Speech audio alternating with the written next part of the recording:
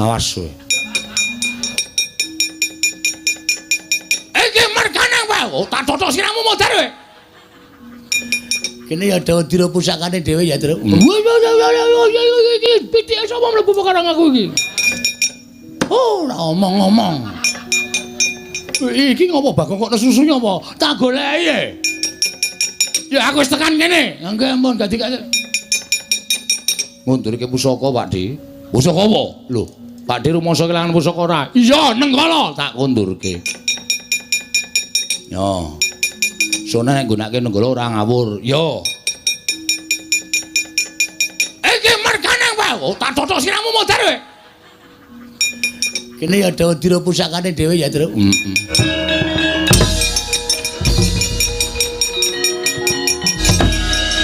Modar kowe. Anake ra lunga. Kena ana bos datang kok malah medengus nang kono. Awas kowe. Ora ana wong apa-apa, das-des. Ono wong arep dinggoni kok. Malah ora pindah sampluk raimu. Iya, oke. Oke, ora masalah. Suatu saat pembalasan pasti datang. Sapa-sapa oleh Tuhan Yang Maha Esa. Iki nek wis sia-sia karo wong ngenten iki, rumasane ra dosa apa? Pembalasan teng hari akhir niku mesti sampean malaikate Werkudara kowe sok ngeplaki Petruk. Nyo, godo sirahmu. Tiyeng. Iki nek ngenengi aku tak keplak ndasmu lho. Dolanan guthik kok ngeneng ning ngarepe Nata Ndarawati. Nomeng mraktekke iki sliwar-sliwar nang mripat. Minggat. Ngarepe bendara kok dolanan guthik. Anggemu iki sapa padamu kok? Sinuwun Ndarawati, Prabu Sri.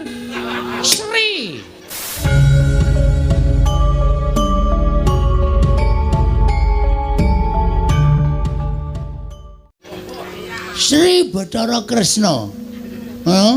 Cenanangan ora. Syukur dikeplak. Heeh. Tak bales engko. Lho. Wani nglimpe to. Wajake tuwa Bagong karo Kresna. Aduh.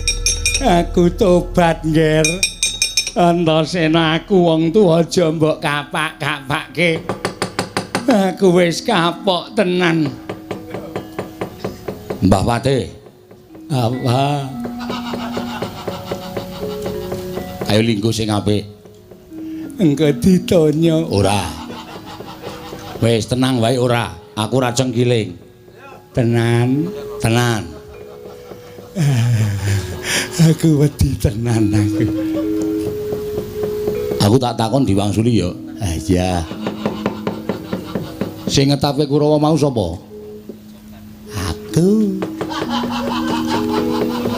Sing ngakon anak Prabu Duryudana. Oh. Dawuhe piye? Kon mateni kowe. Aku nyatane ora mati ngene kok. Berarti lengane isih akeh.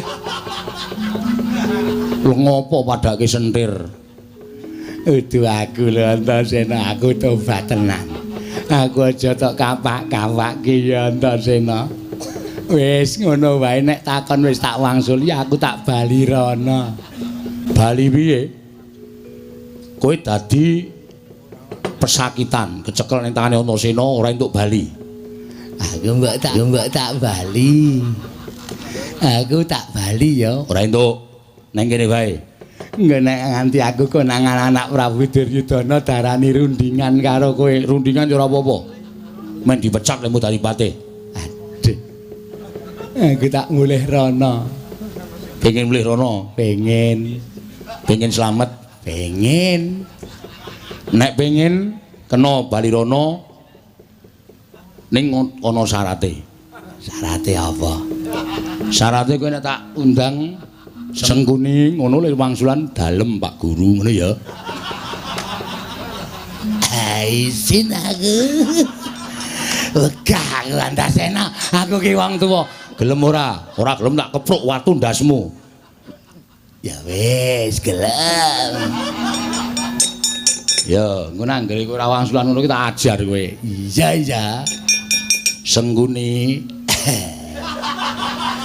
Dalem Pak Guru. Kelas piro, Li? Kelas 6. Wis tuwa kok kelas 6 nunggak ping 8. Kok nunggak terus ngopo mergane? Izin aku. Izin kula Pak Guru. Ora sa izin kula nakal. Oh, nakal. Nggih Pak Guru. Ngopo kok ra munggah? Nginjen roke Bu Guru. Nginjen roke Bu Guru. Nggih Pak Guru rok dipepe kok Pak Guru. Oh, tak kira nek lagi mulang mboten wantun. Ah nek nginjen rok dipepe iki weruh apa? Weruh jepitan. Jepitan pemean Pak Guru. Mumpun nggih Pak Guru, mumpun nggih. Arep nendi? Ajeng wangsul. Pelajarane pun telas. Kena nandhake murid sing pinter bali karo nyanyi. Mboten bisa Pak Guru, kepruk watu sirahe. Iso ora? Saged. Saged. Ya wis gawe nembang. Gawe wis, saka kene tekan kono. Lagune napa, Pak? Ah terserah manut kowe. Pak Guru ki seneng nek murid iso nembang sing lancar. Isin Pak Guru.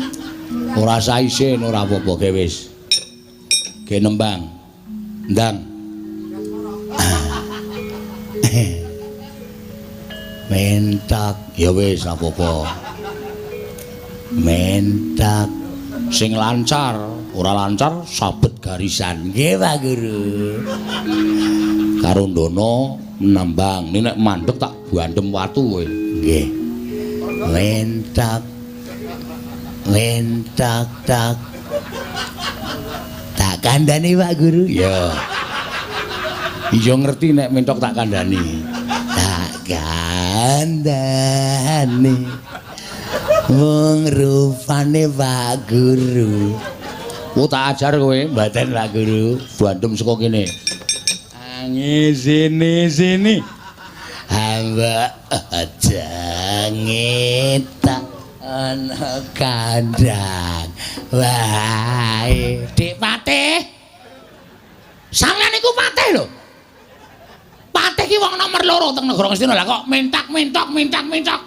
Apa ora isin ditonton kawula semenake? Tak kandhani mengrupa. Dik Patih, sampeyan niku ora kaya ngono ki to. Ah, kula isin, kula niku pendhita. Kula niku kanca sampeyan. Lah kok dadi sampeyan nyanyi mentak teng iki niku ora yo pirang-pirang ki to Dik Patih. Tak kandhani mung Dik Patih. Aduh, mbok ampun kaya ngoten ta Dik Patih. Mentak. Tak kandhani mung rupamu. Kula diduduki Antasena kon nembang. Oh, kula ketiban watune ya kok melu nembang iki jan. Ku karepe dhewe ra. Mentak.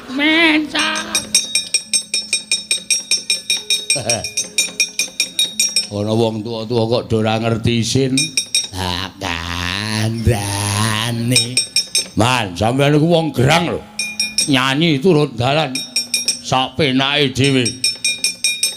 Mangrupamu aku ra iso meneng dur. Anggere meneng dibandem mangrupamu ange sini. Ah, tur sasana lho wonten dawuh. Kowe maju ya Cah Bagus. Maju Antasena Patenana.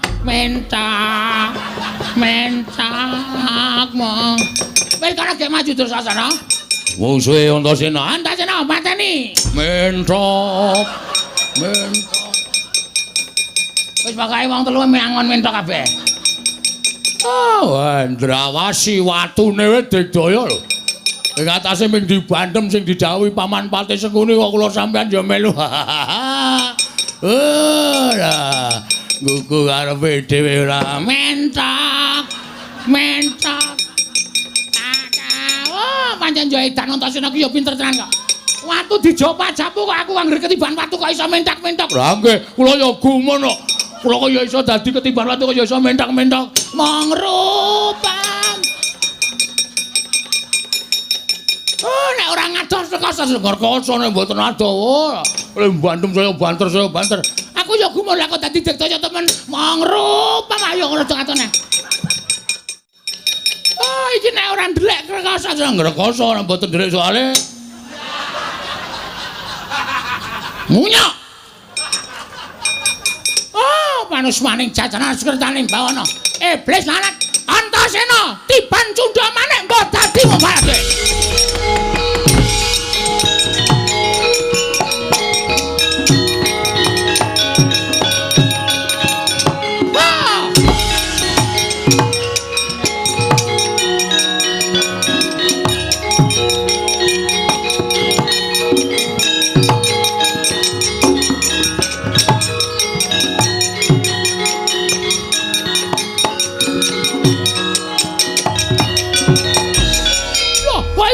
Antasena ana dewa welas, Mbah.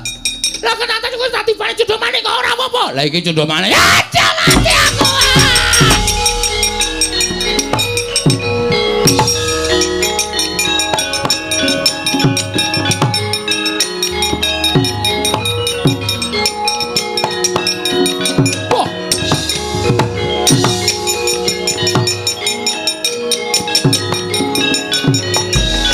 Wah, panusmaning jajalan sekretaning bawana iblis lanat. Wah, menungso ora tatanan. Antasena malah gawe geger negara Ngastina. Lengger, kena tak kandhani apa ora? Ora kena tak kandhani. Awakmu mentolo karo kowe glandang nang lomba dadimu barang.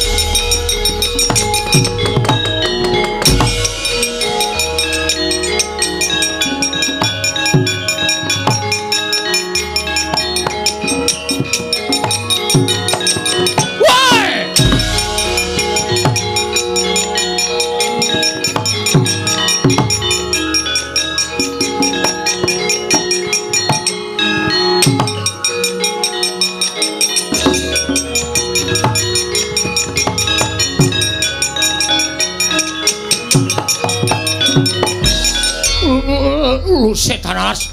Lele iki nenggala kok malah tangan kowe piye? Nenggala iki ampuh. Nek nggo mateni wong ra dosa ki ora gelem mateni wae. Lho, nyatane tiba ning tanganku. Piye? Lho, iki pusakaku. Lah iya aku ngerti arep piye. Tak jaluk. Amah. Lho. Komo piye? Emah kuwi nenggalaku tak jaluk. Ora bakal tak paringke to tak caoske Siwa Mandura. Ora bakal tak caoske Siwa Mandura Siwa Baladewa. Iki wis ning tanganku. Tak jaluk Antasena. Ora tak jaluk, ora mati aku.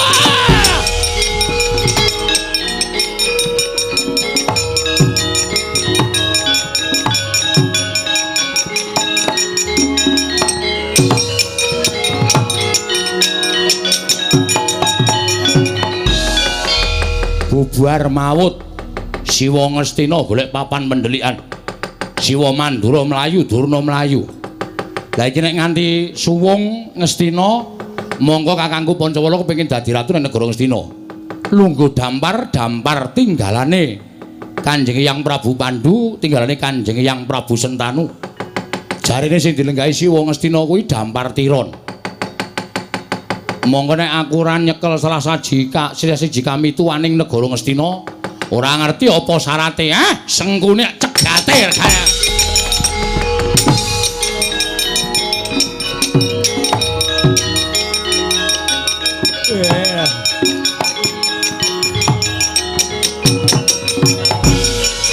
Wah, Antasena ngamuk. Anak Prabu Mandura mlayu, anak Prabu Ngastina mlayu. Kakang Penemban Durna ya mlayu. Iya aku nek ora mlayu kecekel Antasena mesti diwirang-wirangke kon nyanyi mentok-mentok. Apa Pak Guru? Arnendi ajeng wangsul. Arep bali kok malah dolan. Kuwi murid apa kuwi tak takon? Murid sae, Pak Guru. Murid apik dengkulmu mlocot kuwi. Ayo, Mbah, iki ora guru karo murid, denguk sing apik. Nggih. Nyuwun pangapunten, Ndara. Ndara sapa? Ngaku putumu kok Ndara. Ora usah kuwatir. Aku tekan kene iki nyekel kowe ora takon ngopo-ngopo.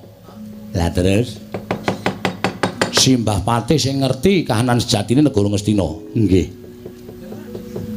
Siwa Ngastina kae lenggah dampar tiron to, leres. Lajeng sapa Mbah sing kira-kira iso ngerti aku apa Kakang Pancawala kuwi pantes lu nggo dampar keprabon sing sejatine sapa? Ngastina menika nggadahi pusaka wujud gajah. Inggih menika Kyai Antisura. Kyai Antisura menika ingkang ngertos sinten ingkang benjangipun saged lenggah dampar kepraboning Ngastina. Menawi jengandika Anggir Antasena kepengin mbuktekaken monggo kula beta kula kanthi sowan wonten wantilanipun Kyai Antisura. Terus mangke panjenengan nyuwun priksa kalian Kyai Antisura ingkang ngraka Anggir Pancawala lan panjenengan menika pantes napa mboten lenggah dampar kepraboning Ngastina. Mangke menawi pantes tartemtu Kyai Antisura badhe nglenggahaken Anggir Pancawala menapa Anggir Antasena. Oh ngono, Mbak. Inggih. Yo, tak tutke kaya ngapa? Kanane Kyai Antisura. Monggo kula dherekaken.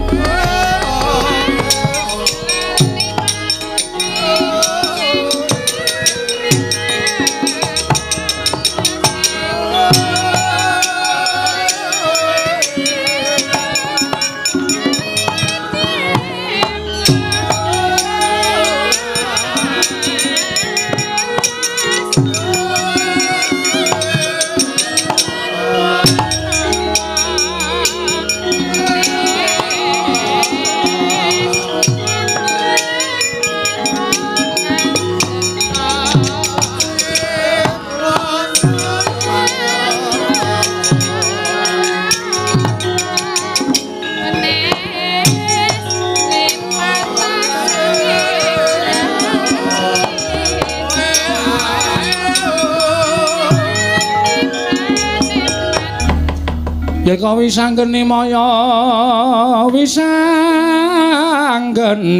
Wisnu Pratenta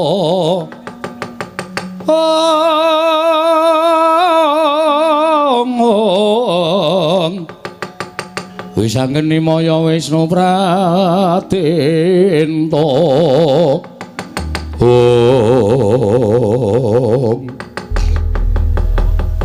iki po Mbah. Nggih menika Kyai Antisura. Terus carane piye? Monggo salah setunggalan tasipun wayah kula Anggir Antasena menapa Anggir Pancawala. Kula aturi munjuk atur ngersanipun Kyai Antisura jer menika gajah pusaka.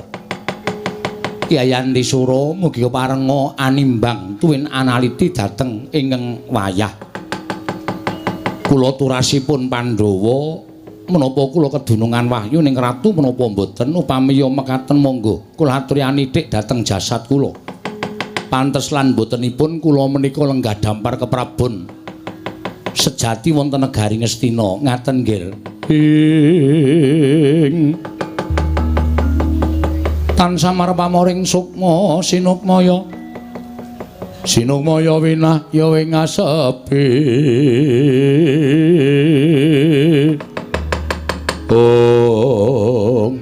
nuwun sewu Kyai Antisura. Kula pun Pancawala putra sinuwun Prabu Darmakusuma ing Ngamarta. Jernyatanipun Ngastina menika estunipun kagunganipun punden kula para Pandhawa. Monggo kula menika turasing para Pandhawa turuning Pandhawa 5. Mugi parenga paduka anitik dhateng jasad kula menika pantes lan botenipun lenggah dampar gading negari Ngastina. Menawi tetela sampun pantes tuwin trep kula lenggah dampar kepraboning Ngastina, monggo Kyai Antisura kula aturi mbadal saking wantilan nglenggahaken ingkang abdipun Pancawala wonten dampar kepraboning Ngastina. Kyai Antisura Jumangkah kanggo sesumbar lindhu bumi gunjing kumaluduk guntur katup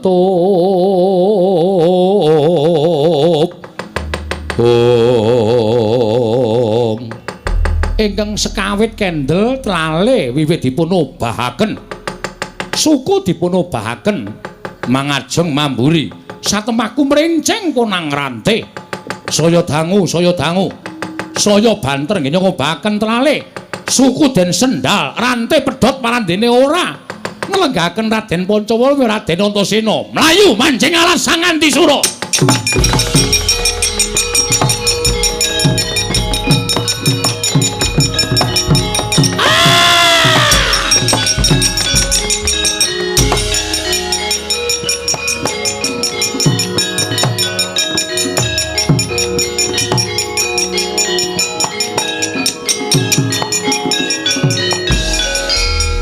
Menawi mekaten nyata nuwun sewu lho.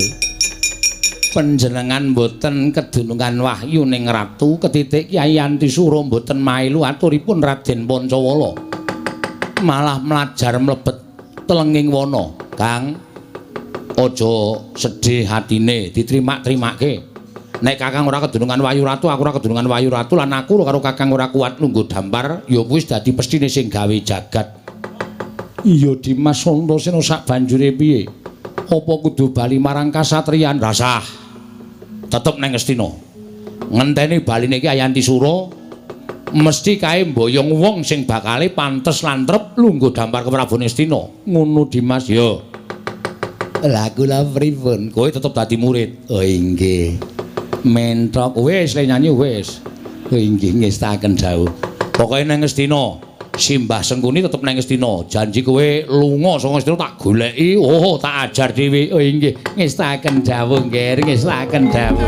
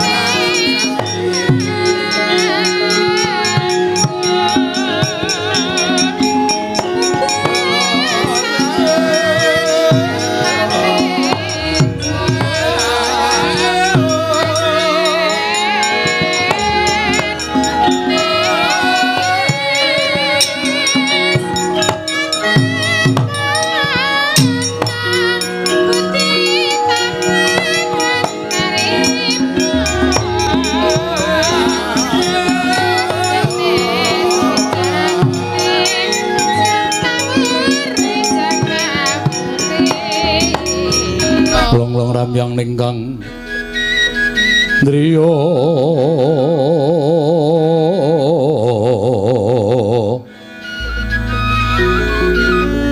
Lurewang Candra katawengan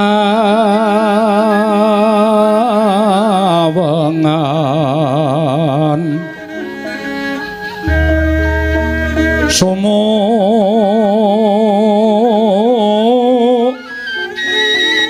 ing tias katuritan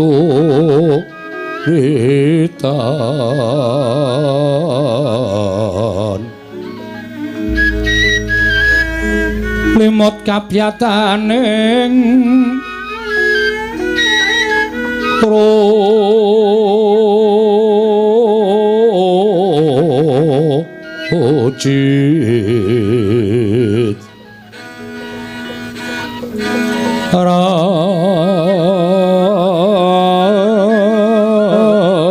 Mingdri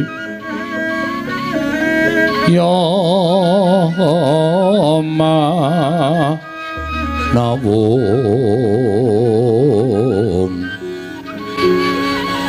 Kakowongeng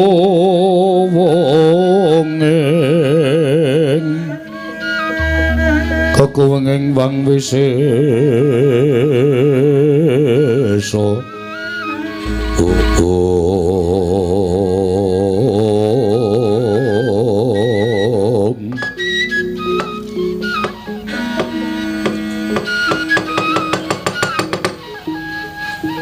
Nun sewu yang ndadosaken kagiat raos sing manahipun ingkang wayah jengandika Kanjeng Hyang janur gunung kadingaren rawuh wonten ing negaring Traju Trisna ingkang wayah pun Stijo Buma Narakasura ngaturaken sembah pangabekti kula kunjuk Hyang gandhak mleguduk suaru kembol semerante hawela nggih ger wayah Mas sinuwun Prabu Stijo Buma Narakasura kula tampi akarya bapa raos manahipun ingkang bapa ing Sokalima.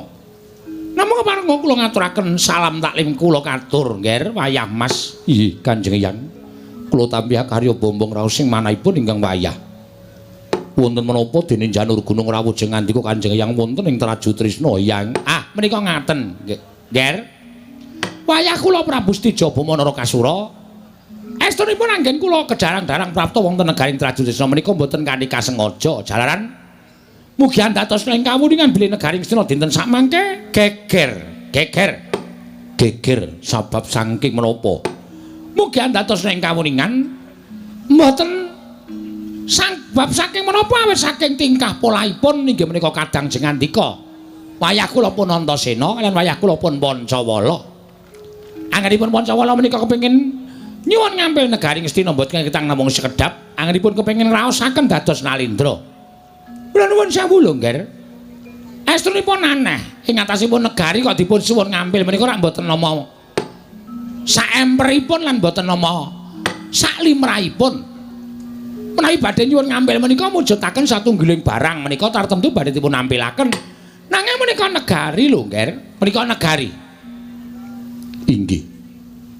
Satemah dadosaken geger antawisipun Kurawa lan Antasena.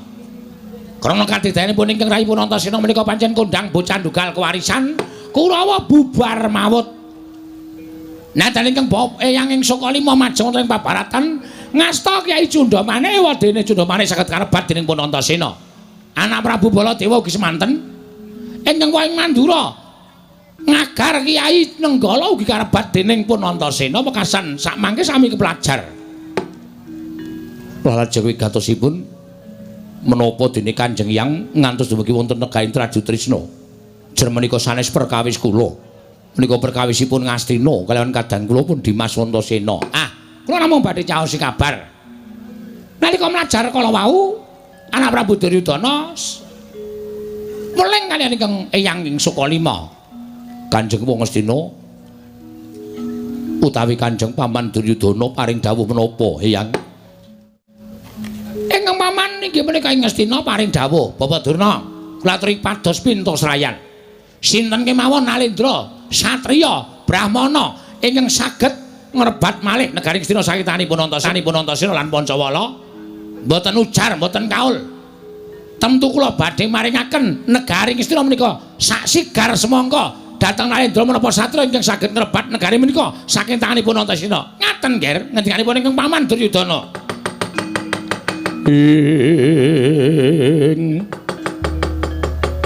Cumangkah anggro sesumbar lindho bumi gunjing kumaludhuk kundur ketup lumembak penyu kang kumambang jagat pasaning Bathara. Panjenenganipun Eyang Durna menika mboten namung kandhek wonten ing pangandikan nanging kababar dados pakarti. Kula menika pendhita lho, Nger. Kula menika mboten badhe wantun matur dura. Menawi ngantos kula wantun matur dura, tegesipun kula ngregeti dhateng jubah kula piyambak. Ngregeti dhateng kabramanan kula piyambak. Menawi delem katen, Eyang sak mangke sampun cetha nggihipun Paman Ngastina. Sinten ingkang saged ngrebat negari Ngastina saking tanganipun Antasena badhe kaparingan negari sak sigar semangka. Menika leres. Menawi ngaten menapa ingkang wayah ing Traju Trisna pun Stijo Bama Narakasura dipun parengaken sabiyantu botripotipun Kanjeng Paman Duryudana. Menika malah langkung prayogi mlayu jengandika saged ngrebat negari Astina. Kula ingkang matur menawi negari Astina badhe kaparingaken Nalindra ing Traju Trisna Prabu Stijo Bama Narakasura. Kula trenggah sekeca kula ingkang badhe nglabrak Antasena. Ajeng ya.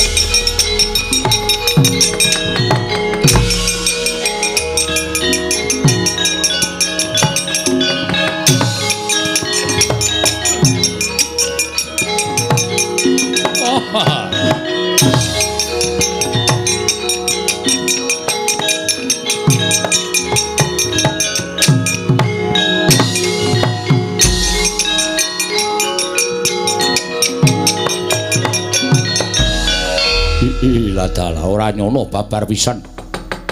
Jebul bakal kaya mengkene kamukten sing kudu ditampa dening Talindring Tradu Trisna Prabu Stijo Bumanara Kasura. Antasena, adikku dicah bagus.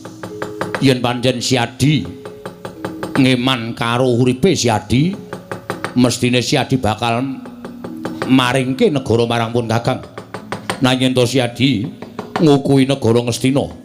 Apa kira-kira si Adi keduga lan kuat ngimbangi kekuataning Nalindring Tradu Trisna? Antasena, aku sing teka aja kaget, adikku cah bagus Antasena.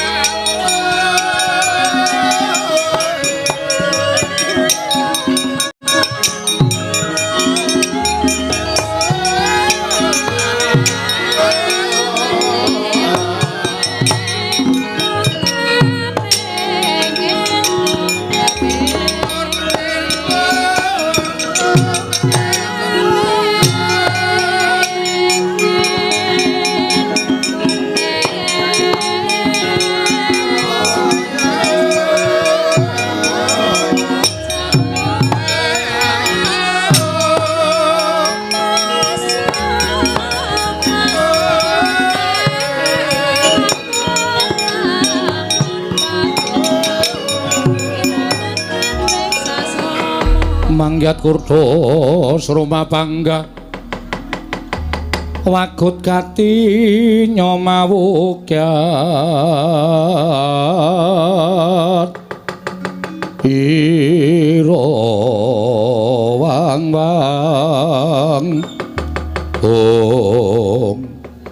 nuwun sewu Kakang Mas ngantos bingung raos sing manah kula Kakanthi Paduka Kakang Mas saking jangkar bumi ngantos dumugi titik lenggan sak mangke Paduka Kakang Mas Antarja dereng paring dawuh kelawan Keng Rayipun Bambang Irawan nedya tedhak dhateng pundi lan menapa wigatosipun adhiku diadhiku cah bagus Irawan wonten timbalan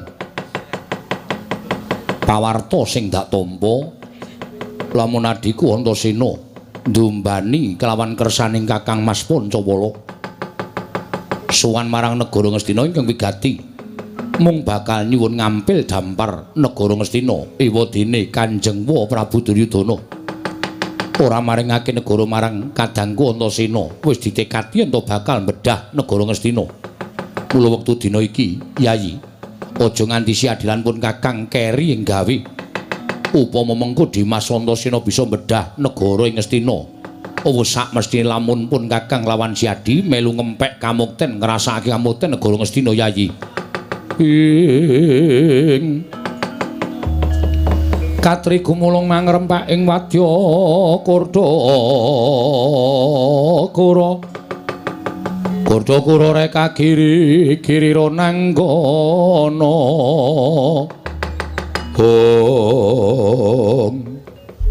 Nanging menapa mboten dados dukanipun para pepundhen dene Kakang Mas Pancawala tuwin Kakang Mas Antasena pepundhen kula nggadahi niat ingkang kados mekaten Kakang Mas perkara kuwi kuwi perkarane Antasena apa dene Kakang Pancawala sing wigati upama apa sing diniati dening Dimas Antasena wis kelakon bedah negara Ngastina. Apa kowe ora kepingin yen to ngrasake kamukten negara Ngastina ingkang sejatine kuwi darbeing para pepundhen Pandhawa ingkang dikukup dening pepundhen Kurawa. Mula Irawan ora usah dadak walang ati. Hayo nusul adhiku Antasena marang negara Ngastina. Ngempek kamuktening Kakang Mas Pancawala apa dene Dimas Antasena. Inggih, Kakang Mas monggo kula dherekaken bareng kalopun Kakang Yayi. Suwawi kula dherekaken Kakang Mas.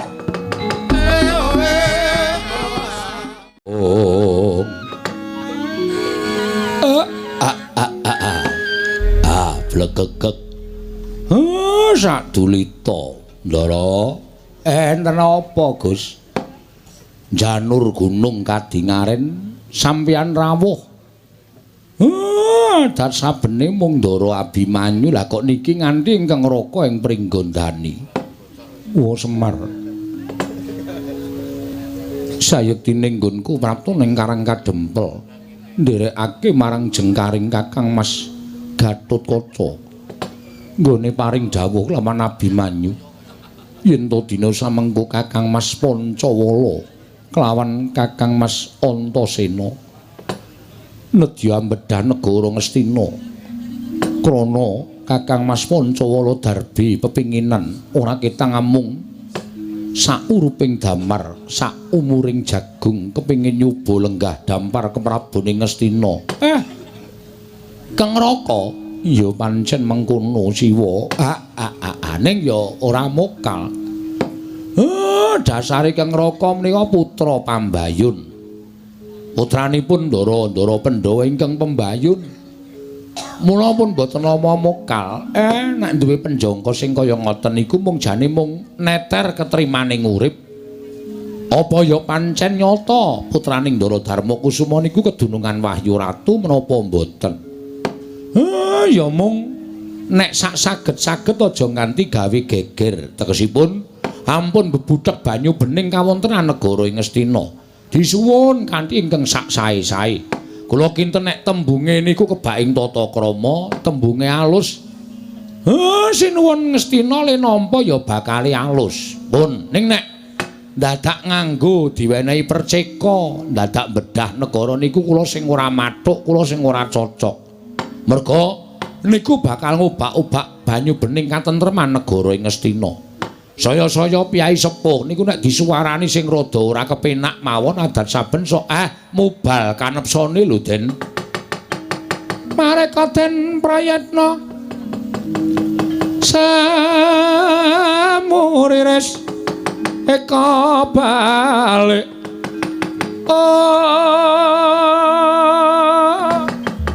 Titiyani Gandayani Trisanya Purnama sasi gilar-gilaran ing tengah latar milang lintang Bima Sekti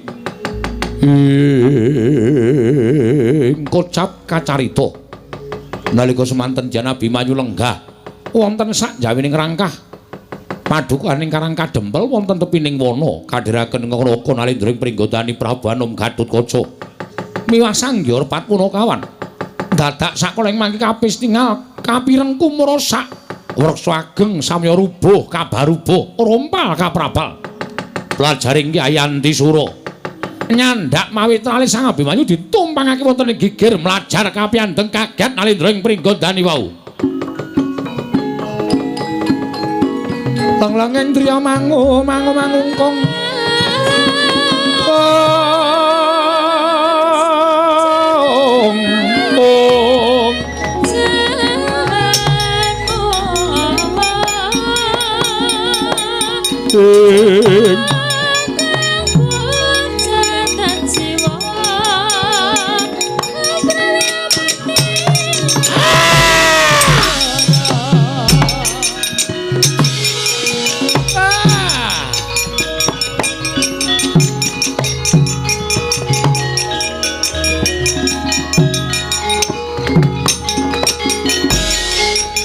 Siwa Semar ana gajah ingkang nyaut karo adhiku Abimanyu seminggu lak tututane lak pecahe sirahe mangke riyen nek ora ngerti mang takon sak klibatan kula ora pangling gajah kok nganggo sandangan tanpa beda kaya piyai luhur nika gajah ora baen-baen nitik ulese ingkang ngembang duren nika Kyai Antisura mang tututi mawon nang awat-awati sing ketebian Ndara.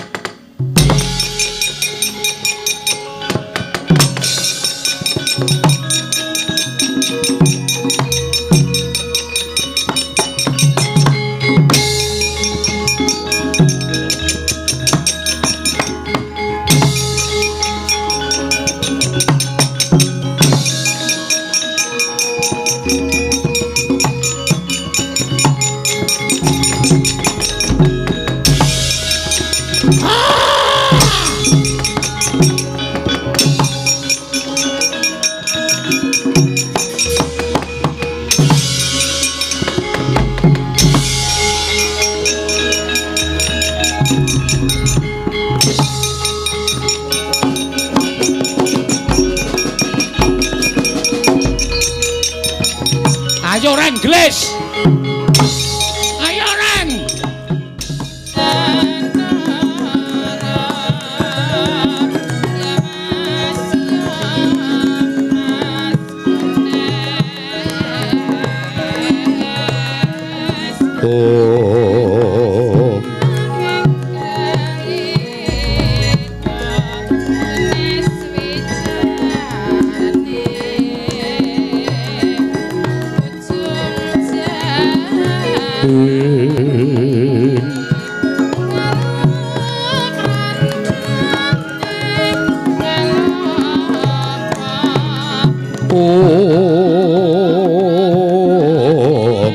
rono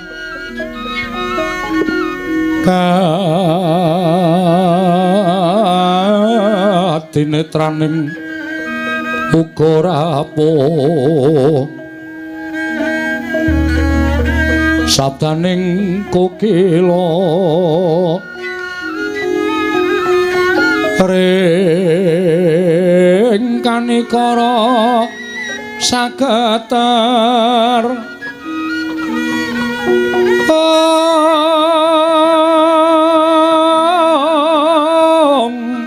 kene dungane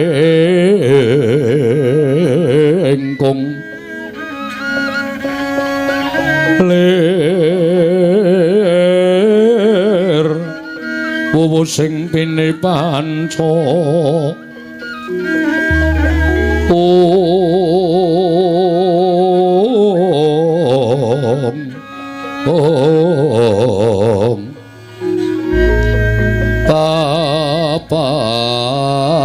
toking ayam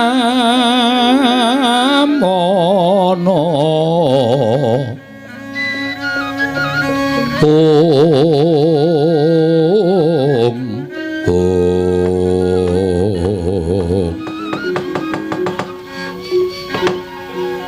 Koko Prabu sewu-sewu kalapatanipun ingkang rayi tadah wadana dene sakmangke kula wantun ngrawuhaken paduka Kanjeng Koko Prabu. Yayi, wonten menapa? Dene ketingalipun wonten perkawis ing nedya paduka ngendikaken dhateng ingkang Raka Indrawati. Ngengingi babakan lelampahan ingkang sampun kepengker udakawis 3 dinten ingkang sampun kelampah. Wancinipun Anggara kasih ingkang rayi mbabar pasumpenan.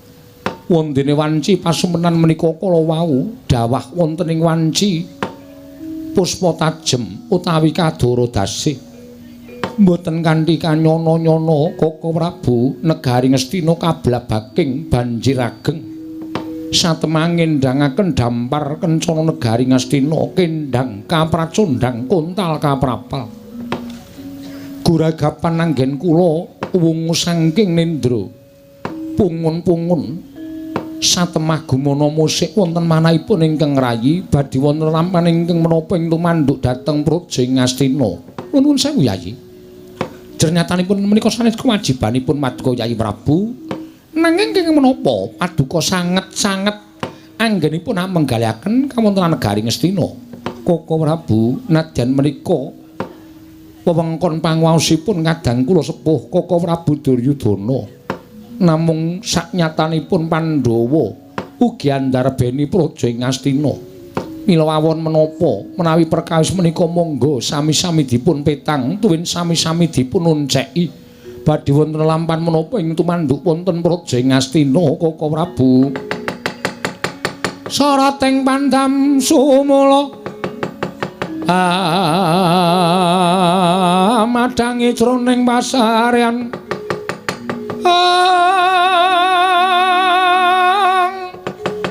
ngenangi wadana katon remu-remu kalingan ngrengeng sang diamanah hengkung sumungkem guling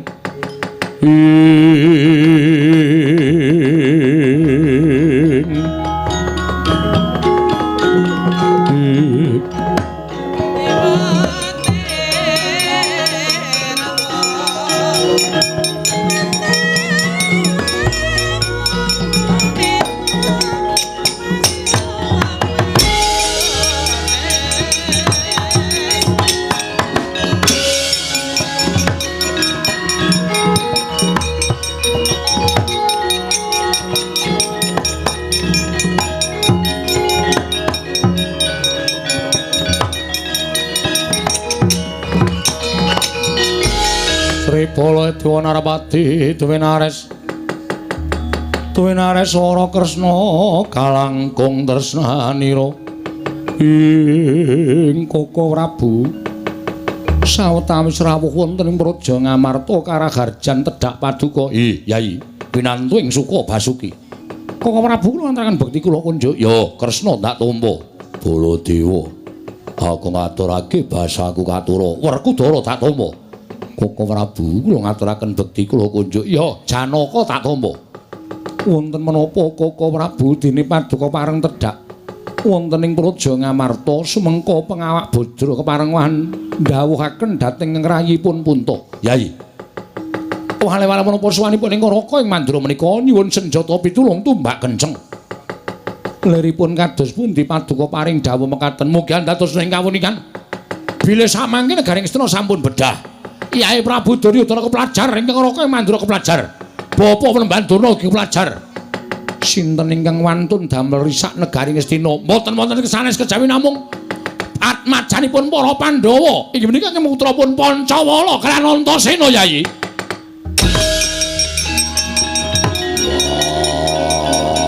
Werkudara sabar. Baladewa kakangku. Aja waton bisa ngucap Antasena duwe niat apa bedah negara Ngastina. Werkudara kowe tak kandhani. Antasena ngrajoki pakartine kadange tuwa ya kuwi si Pancawala. Ingkang kepengin lan kaselak lenggah dampar ora ketang mung sauruping damar saumpuring jagung. Nganti dadi dukane Prabu Duryudana. Geger negara Ngastina. Antasena ngobrak-abrik prasata Kurawa. Nenggala agamanipun Kakang Dyasta utawa digawa dening anakmu si Antasena. Wah, caidan.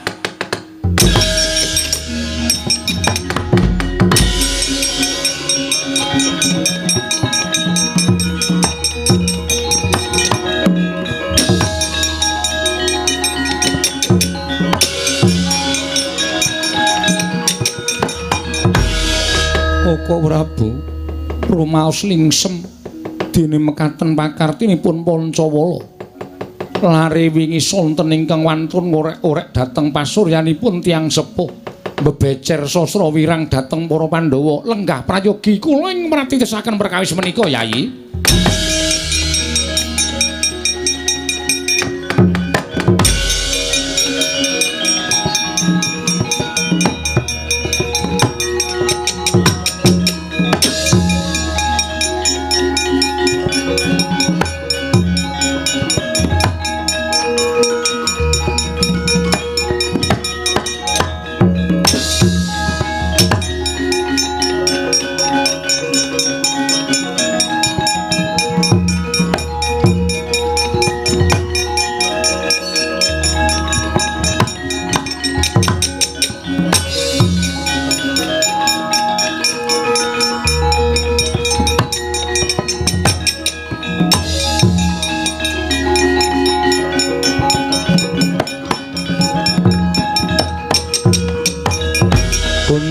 Ganjing langit kelap-lapaton lerken sanging risang mawe gandrung. Yayi Antasena piye Kang? Banjur bakal pirang dina meneh nggonipun Kakang lawan Siadi ngunggu marang rawing Kyai Antisura. Percaya karo aku, ora usah semelang. Kyai Antisura kuwi nadyan wujud satu wana wujuding gajah, nanging kuwi gajah pusaka. Kuwi wujuding gajah sing pancen beda karo gajah-gajah liyane. Ya ming Kyai Antisura sing ngerti sapa besok ingkang pantes bakal lintir ke Praboning Ngastina lan sapa ingkang pantes lenggah dampar. Mula nek nganti mengko gajah Kyai Antisura tekan negara Ngastina nggawa pawongan sapa wae Kakang Pancawala aja nganti duka. Iya Yayi. Pun Kakang bakal ikhlas lahir lan batin ora duwe rasa ngresula. Ya nek ngono dinteni mbuh tekan kapan pokoke kudu ngerti sapa sing pantes dadi ratu ning negara Ngastina Kang.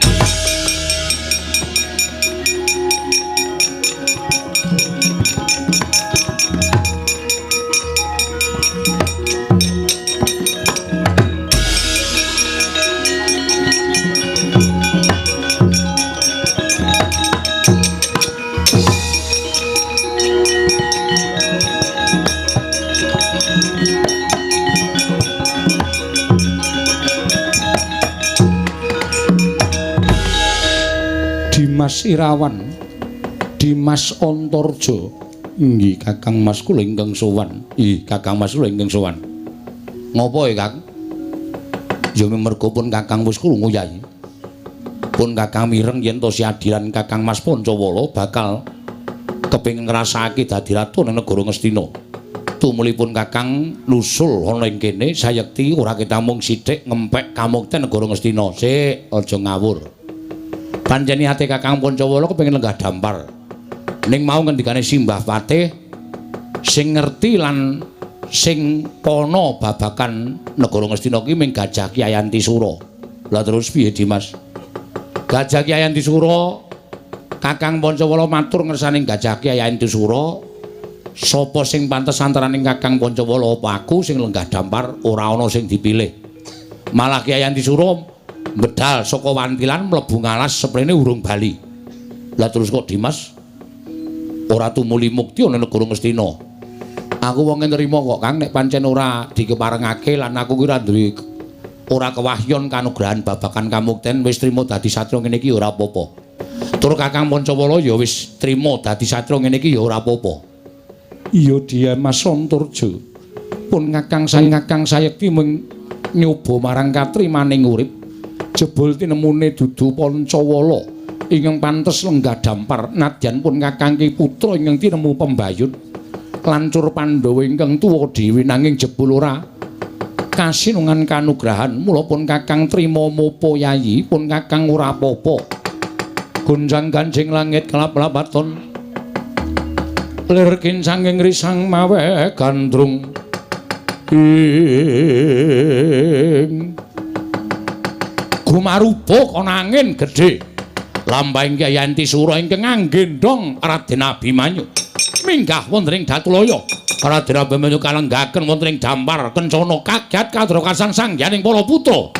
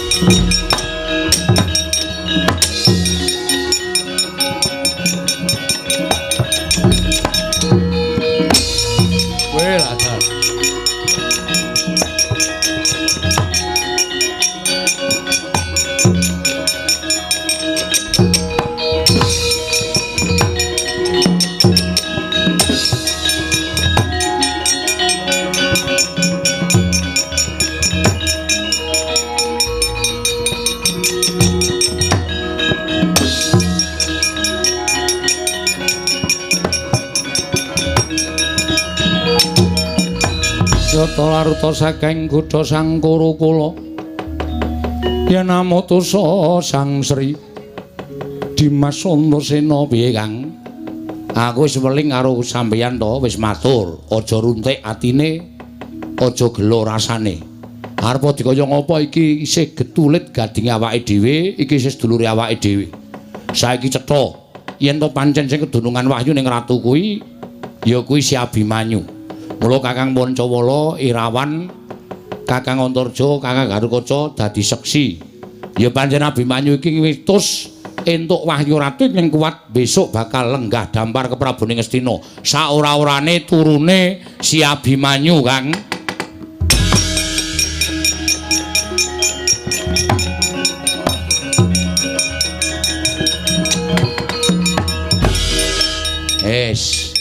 Saiki gandhe wis ana ratune sing ndapuk Nayaka aku. Dimas sing ndapuk Nayaka. Heeh. Kakang Pancawala dadi patih. Ya wis aku kari manut patih jero. Patih njaba. Wah, mulane ra tau kena kasus. Ning njaba terus kok. Kok tak loloi tangan cangkemmu lho kok kowe. Kano Irawan dadi tumenggung nggih ngestaken dawuh Kakang Mas senopatine loro kula nggo abrak apa senopati kok kaya genter kaya ngono. Nggih pun sinten? Senopatine Kakang Garukaca karo Kakang Antarja. Nek ana apa-apa sing temanggung jawab Kakang Garukaca Kakang Antarja. Ya Dimas aku manut. Ya Dimas aku manut. Kula Petruk tukang asah-asah. Wah. Mbaya tumenggung Pak Lurah apa-apa ngono lho. Abdi dalem kok ming asah-asah. Ya kowe tak dapuk dadi tumenggung. Oh nggih. Kula napa ndara? Saora-orane mesti aku paling ora ya banyak dalang samunggaling ya, Truk. Ora ana pase banyak dalang ki ming anu ming apa jenenge? Kula napa ndara? Kowe RT. Oke, ora masalah. Tak gawe angel nek do gawe KTP. Gawe KTP ra nggo cap RT tidak laku. Ya ora ngono kok. Ora ngono piye? Kabeh do dadi senopati patih. Petruk dadi tumenggung kok aku RT iki adil ora? Lho. Hah? Ayo, aku kudu dadi prameswari. Tak totok sirahmu kowe. Prameswarine sapa? Prameswarine Ndara Abimanyu. Njuk kowe rabi karo iki no piye? Lah nek gelem dengkul kowe tengok kene wae. Wis kowe tengok kene. Ngono. Ora ngono, piye? Mlumah. Ngene? Heeh. Dadi apa aku? Dadi paidon. Maksude? Ayo nek ratu idu ning cangkemmu kuwi. Gusti was mempeng ora. Aku dadi emban wae ya. Wah iya. Ya sing sok barengi ratu nek metu Semar nesu Semar ngono kan. Ora soal man. Wis ngono wae. Kowe pokoke engko dadi apa-apa sangarmu kuwi seksi sibuk, Gong. Oke. Ayo, Mas Senopati orang malang kerik ning ngarepe ratu. Yo, Bagong. Ngono sopan dikit kenapa sih? Wis yo Kang, pokoke aku pati jero, aku pati njaba, Kakang Pancawala pati jero. Terus Sirawan tumenggung senopatine Senopati Antarja, Senopati Garukaca. Yo Dimas aku mingkari manut. Pokoke sapa sing arep ngagro-agro lenggahing adiku Abimanyu ning negara Ngastina, Senopati kudu tata-tata samapta ing gati saweging diri. Yo Dimas, wis to dawuh.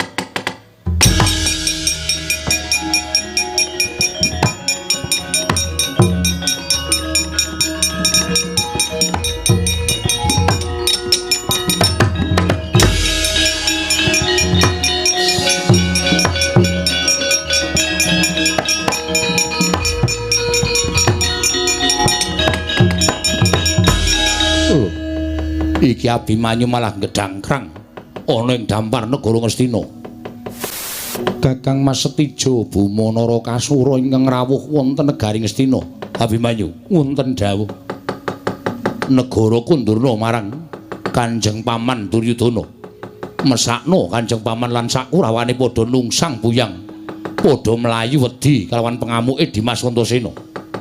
Yen Abimanyu ora menehake negara Ngastina marang Kanjeng Paman Duryudana, aku engko wis disraya dening Kanjeng Paman lumantar bapa Panembandana kudu ngrebut negara Ngastina.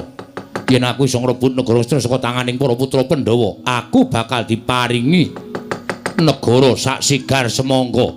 Kang, iya Dimas. Ana parang muka saka ngendi? Lah iki kok saka ngendi piye to? Kakang Trakasura ini kok nggugu karepe dhewe mungsuhe aku, aja kuwatir.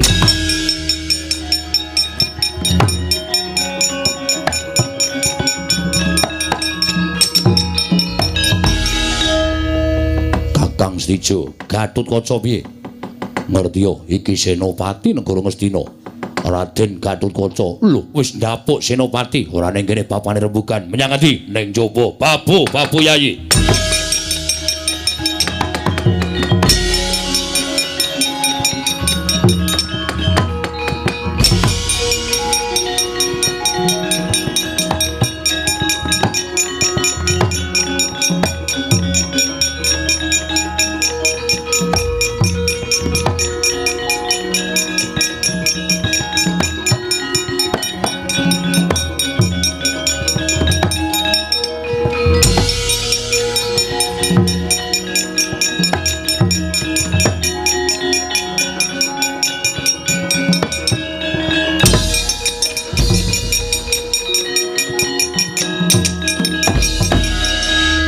Dar kowe. Arae ra lunga. Kena ana bos datang kok malah medengus nang kono. Awas kowe. Ora ana wong apa-apa, das-des. Ono ngarep dinggoni kok. Malah ora pindah, sampluk raimu. Iya, oke. Oke, ora masalah. Suatu saat pembalasan pasti datang. Sapa-sapa oleh Tuhan Yang Maha Esa. Iki nek wis sia-sia karo wong ngenten iki, rumasane ra dosa apa? Pembalasan teng hari akhir niku mesti sampean malaikate Werkudara kowe iso ngeplaki Petruk, nyogodo sirahmu. Tiyeng. Iki nek ngenengi aku tak keplak ndasmu lho.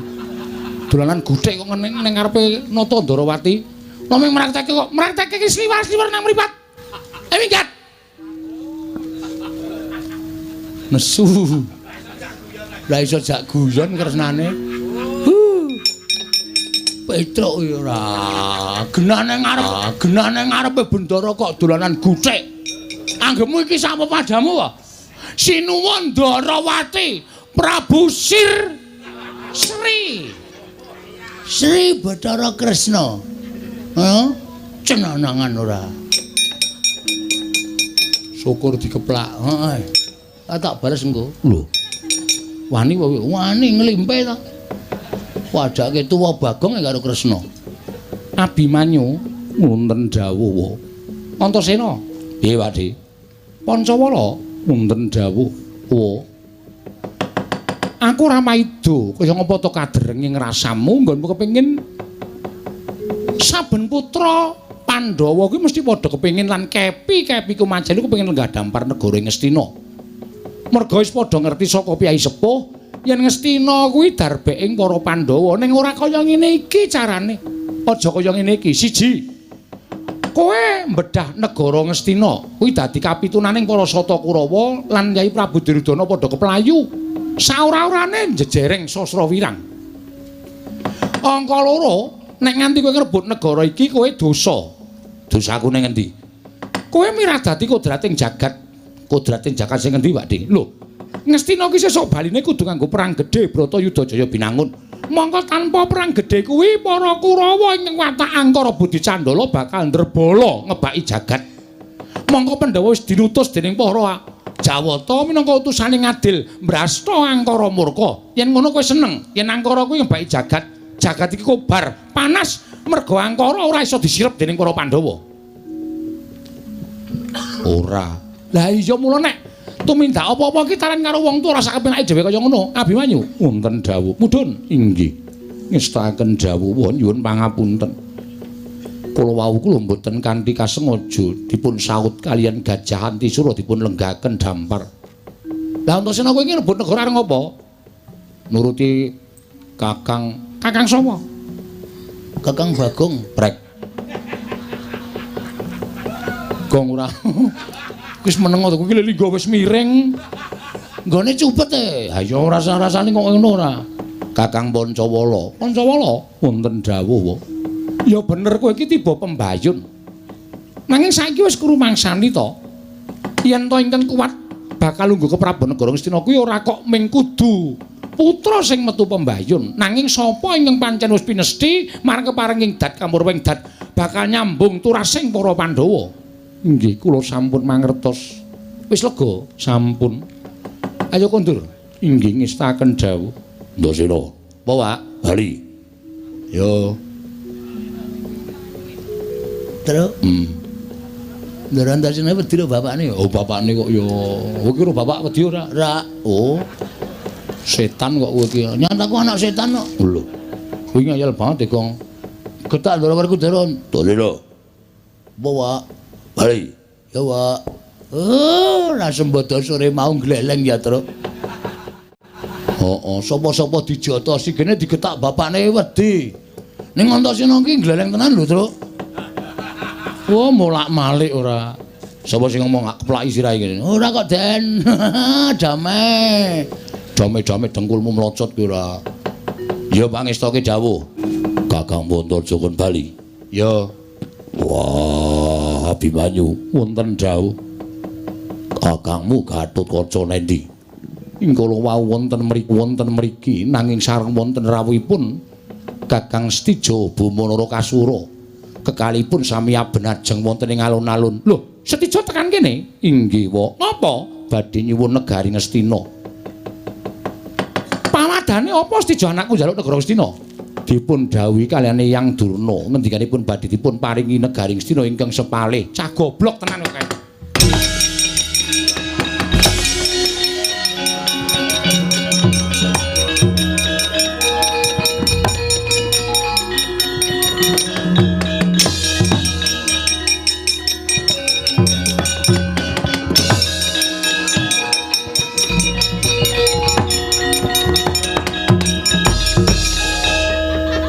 Sena. Ngopo, Pak? Baladewa kakangku ngendika yen pusakane tok gawa. Heeh, bareke. Yo. Kok tak titipke Bapak? Ora. Bareke dhewe. Yo. Bareke dhewe kok aja titip-titipke bapane iki anggepe bapane iki kongkonan iki.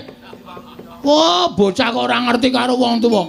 Wis wani ngrebut pusaka Nenggala kok titipke bapane. Pira bara iki tanggung jawab. Endi, Gong? Golek obat mumet.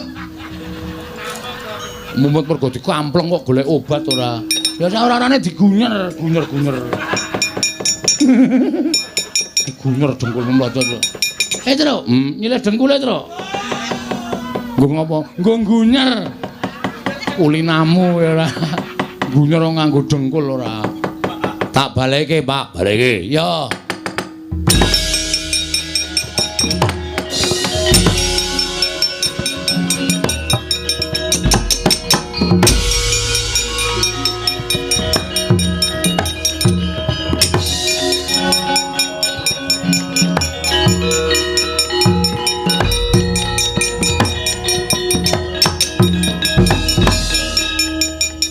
Senopati Ngastina Raden Gatotkaca rasa dadaku kan gunung tanpa guna. Ngastina bali darbeing Paman Duryudana aku entuk separone negara Ngastina. Ayo jajalan Gatotkaca pecah diadamu. Wah.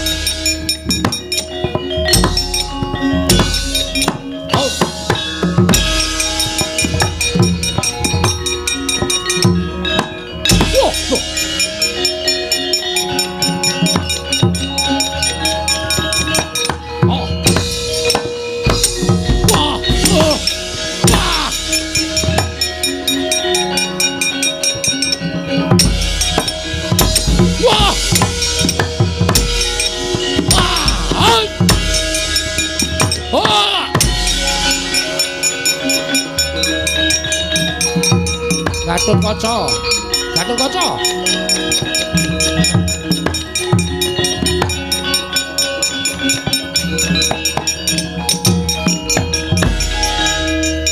Setija wonten timbalan. Cubluk ing naler cingkranging samu barang ku ya kowe. Lha nuwun kados pundi paduka paring dawuh mekaten. Lho, kok seta? Kok kowe kok percaya karo Begawan Durna? Kowe ngrebut negara Ngastina saka tangane si Pancawala Antasena, kowe arep diwehi negara Ngastina separo ngono. Eyang Durna ngendika mekaten. Kosek to. Selagine wong tuamu Kresna ingkang srawung karo Begawan Durna kuwi luwih suwe tinimbang kowe. Aku sithik wae ora percaya karo Begawan Durna. Lah kok dadi anakku lanang gampang men diapusi. Nek nganti kowe mengko diparingi negara Ngastina separo, wis kowe nyuwun apa karo Pun Rama? Tak paringi, Nggir. Tak paringi. Yen nganti mengko Durna cidra ngubaya, tegese ora nyata ucape Begawan Durna. Traju tresna tak jaluk nang panguwasaning Ndrawati. Sampun ngaten Rama, ayo bali. Ngestakaken dawuh.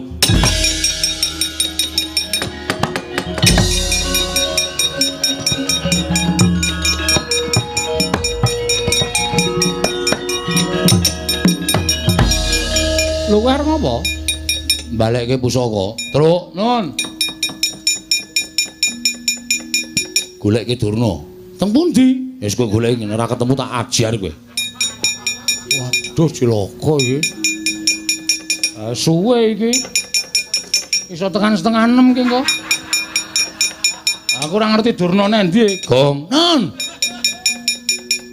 Golekke Siwa Mandura. Sudi. Lho, tak ajar kowe. Sing akon ngantil aku mau sapa? Hah? Bareng bal ngantem kok terus kowe kongkonane anggepe aku ki apamu? Ora sudi aku. Lho, wani karo Antasena. Ora, ning aja ngono kowe. Iki kaya ya wong ora wani mbok ya menyang. Wela. Sing tuwa melu ngecak.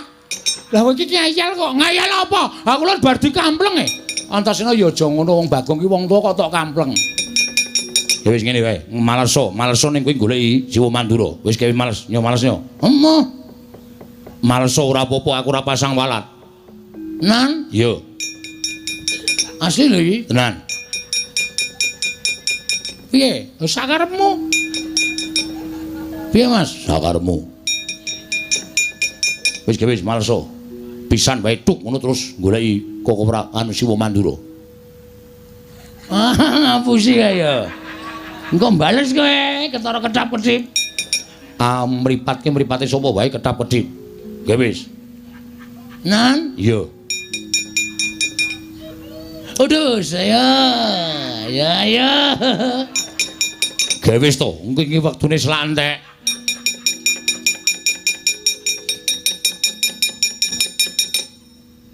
Loh, iki piye to iki? Arep mrene ra wani. Lah kok malah aku wani iki piye? Sorry, ngono guyon. Guyon, aku ki ratu. Kok dijak guyon. Rumasane aku ki Nalendra nggih, dicuthuk dadane sampeyan dhewe. Apa itu mbok digobali? Wus. Kok Siwa Mandura? Yo, ge wis yo. Ge. Wis kono dirampungi. Yo. Dirampungi Dimas yo.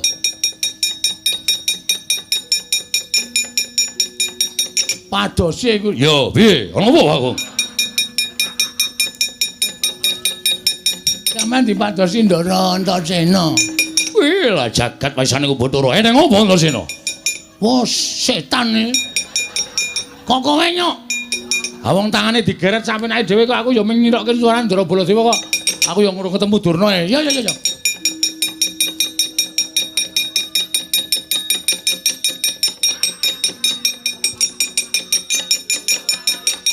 Lho, kok Durna kok gawa?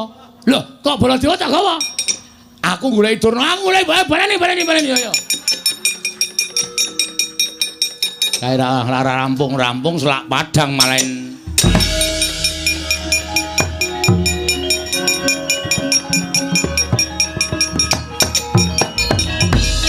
Mbah, apa ngger? Aku arep balekke pusaka. Oh iya tak trima. Nyo. Oh iya. Pun gak ditampa. Gek ditampa iki. Etra. Ora edan kok iki. Lah wong sampeyan iku dibalekke pusakane iki gek ditampa. Etra ora edan. Aku iki pusaka tenanan. Ya. Lho pusakane dhewe kok wedi ora. Oh, tak trima ya Antasena, tak trima. Yo, nek ketemu karo Siwa Ngastina negara wis ora tak nggo. Nek arep dilenggahi meneh entuk. Oh iya Antasena ya.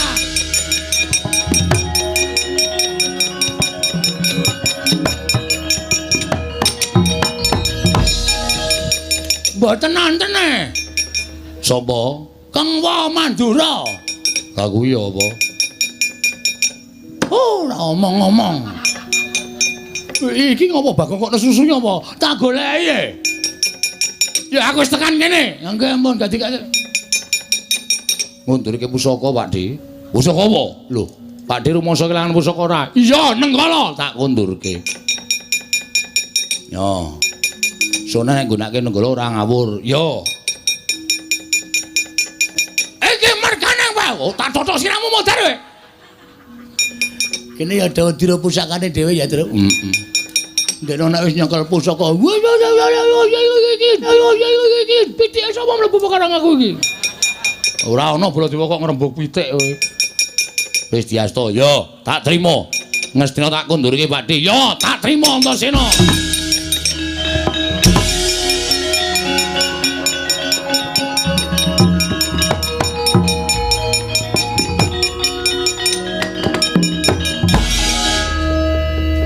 Oh, sinuwun ngestina sajake ora trima, Gong. Kalau mlayu-mlayu ngirit para sata Kurawa, dendam karo Ndara Antasena, Ndara Pancawala. Matur Ndara Werkudara, ya.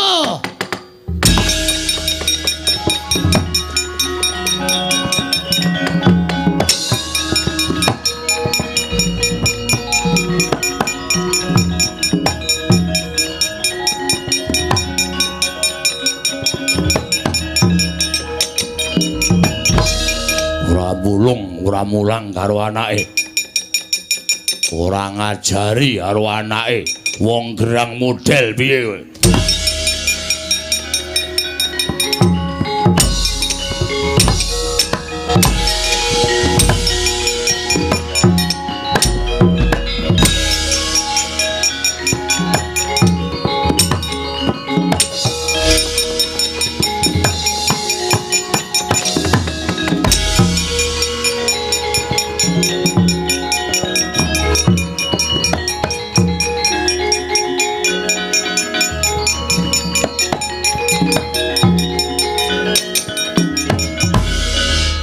Paripurna ya Purwamadya Wusana pun wilujeng samudayanipun mugi-mugi wilujeng lancar lan tansah nampi yuwananing Hyang Mahanasa sak lami-laminya ya Semar nek wonten lepate kula sak kanca nyuwun pangapunten jeneng menungsa ya kedunungan luput kedunungan salah kedunungan